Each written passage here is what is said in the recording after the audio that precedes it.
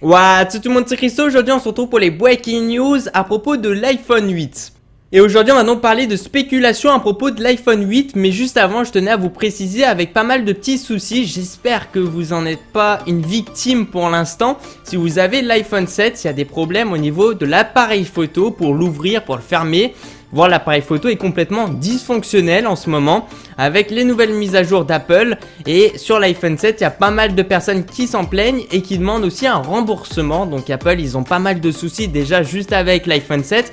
Et aujourd'hui on va parler de spéculation à propos de l'iPhone 8 où il y a des petites choses qui sont relativement très intéressantes. Et en plus de ça on a des petites preuves puisque il y a pas mal de brevets qui ont été déposés de la part d'Apple et de la part aussi de Samsung qui contiennent tout simplement certains prototypes de smartphones qui auront la possibilité d'avoir un écran incurvé, un peu même si c'est déjà le cas du côté de Samsung, mais vraiment du côté d'Apple c'est très intéressant.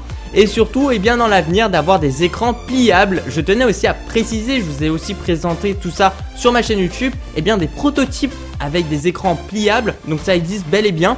Et c'est assez performant, sauf que pour l'instant c'est pas très esthétique, c'est pas très joli. Mais en tout cas, avec l'avancée technologique du moment, on arrive déjà à faire des écrans pliables. Donc c'est assez cool. Après, ici dans cette vidéo là, on va pas vraiment parler de à quoi ça sert. Apparemment c'est pour une meilleure immersion. Bon après, voilà, je sais pas trop, mais c'est peut-être pas aussi positif que ça, mais voilà. Quoi qu'il en soit, c'est des écrans incurvés, on me fait pas chier quoi. Je fais ma vidéo, c'est comme ça. On me pose pas la question à quoi ça sert, je sais pas. C'est eux qui décident, c'est pas moi qui décide. Ça, tu demandes à Samsung et à Apple, au pire des cas, mais pas à moi. Moi, je sais pas. Ça provient de Korea et DigiTimes qui affirme en effet que le prochain iPhone, qui va être donc l'iPhone 8, serait bien doté d'un écran OLED et un écran qui serait fabriqué, attention, par Samsung Display. Notons qu'Apple sorte deux types d'iPhone, un classique qui serait toujours doté de l'écran LCD et un modèle haut de gamme qui adopterait lui en gros un écran OLED. Autre nouveauté, Apple passerait également le cap de l'incurvé. En effet, le nouvel iPhone OLED pourrait adopter un écran incurvé de la même manière que les Samsung Edge.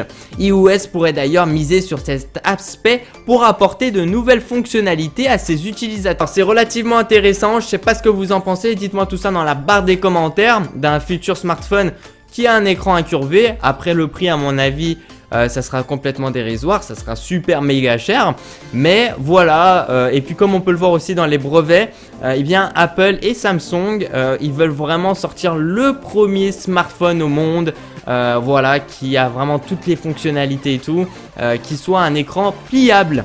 Donc ça on va voir, même s'il y a déjà des protos qui existent, ils sont peut-être pas forcément 100% fonctionnels. Et donc ça va être ces deux gros fabricants qui vont faire une course contre la montre au niveau de ces produits là. Merci à tous les gens, merci de mettre un petit j'aime à la vidéo, ça fait super plaisir de me suivre sur ma page Facebook personnelle aussi, tout ça c'est dans la description.